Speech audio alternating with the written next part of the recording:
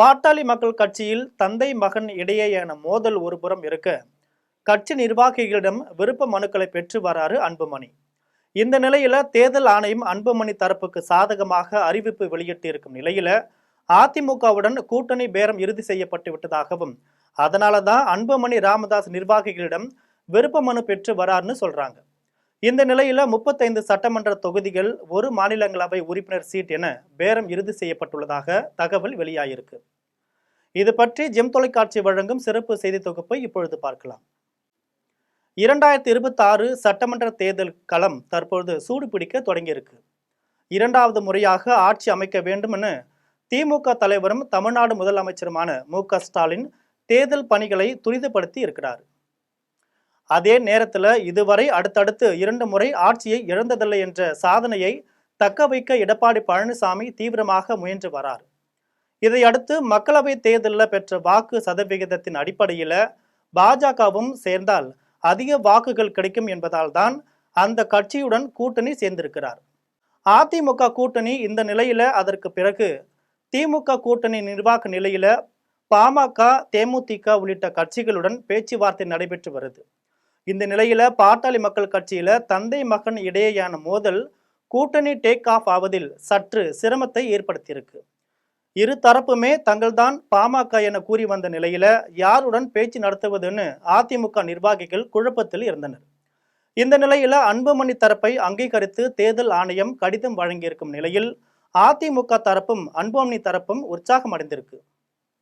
கட்சியின் பெரும்பாலான நிர்வாகிகள் அன்புமணி பக்கமே நிற்கும் நிலையில அவர்களையே கட்சியின் தலைமை என கருதி அதிமுக பேச்சுவார்த்தை நடத்தியதாக கூறப்படுது.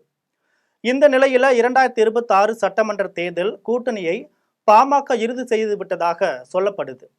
எடப்பாடி பழனிசாமி தரப்பிலும் பாஜக தரப்பிலும் அன்புமணியிடம் தொடர்ந்து பேச்சுவார்த்தை நடத்தப்பட்டு வந்தது. இதற்கிடையே தமிழக வெற்றி கழகமும் பாமக தரப்பை அணுகியதாக சொல்லப்படுது. இந்த நிலையில வட மாவட்டங்களிலும் மேற்கு மாவட்டங்களிலும் பாமகவின் வாக்கு வங்கியை கருத்தில் கொண்டு அன்புமணி கேட்ட நிபந்தனைகளுக்கு எடப்பாடி பழனிசாமி ஒப்புக்கொண்டதாக தகவல் வெளியாயிருக்கு. அதன்படி 35 சட்டமன்ற தொகுதிகள், ஒரு மாநிலங்களவை உறுப்பினர் பதவியை பாமகவுக்கு ஒதுக்க அதிமுக தலைமை முன் வந்துள்ளது. இதனால உற்சாகம் அடைந்துள்ள அன்புமணி தரப்பு நிர்வாகிகளிடம் விருப்ப மனுக்களை பெற்று வருவதாக சொல்லப்படுது. கடந்த மக்களவை தேர்தலில் பாமக போட்டியிட நாடாளுமன்ற தொகுதிகளில் எந்தெந்த சட்டமன்ற தொகுதிகளில் அதிக வாக்குகள் கிடைத்திருக்கிறதோ அங்கெல்லாம் பாமக போட்டியிடும் என எதிர்பார்க்கப்படுது. குறிப்பாக விழுப்புரம், விக்கிரவாண்டி, தருமபுரி, கிருஷ்ணகிரி உள்ளிட்ட மாவட்டங்களில் பாமக வேட்பாளர்கள் களமிறங்க இருப்பதாக சொல்லப்படுது. நீண்ட நாட்கள் இழுபறியாக இருந்த அதிமுக கூட்டணி தற்பொழுது மெல்ல மெல்ல டேக் ஆஃப் ஆக தொடங்கியிருக்கு. 2026 சட்டசபை தேர்தல் பாமக கூட்டணிக்கு வந்திருக்கும் நிலையில அடுத்த கட்டமா பல்வேறு கட்சிகளுடன் கூட்டாளி பேச்சுவார்த்தையை துவக்க எடப்பாடி பழனிசாமி திட்டமிட்டிருக்காரு அப்படின்னு அதிமுகவினர் சொல்றாங்க. இது ஒரு புறம் இருக்க, அன்புமணி தரப்பு மீது அடுத்த கட்ட நடவடிக்கைகளுக்கு ராமதாஸ் தரப்பு தயாராகி வந்தாலும் சட்டத்திட்டங்கள், கட்சியின் விதிகள், தேர்தல் ஆணையம் ஆகியவை அன்புமணி தரப்புக்கு சாதகமாகவும் தற்போது அதிமுகவும் பேச்சுவார்த்தை நடத்தியிருக்கும் நிலையில ராமதாஸ் முகாம் அதிருப்தியில் இருப்பதாக சொல்லப்படுது.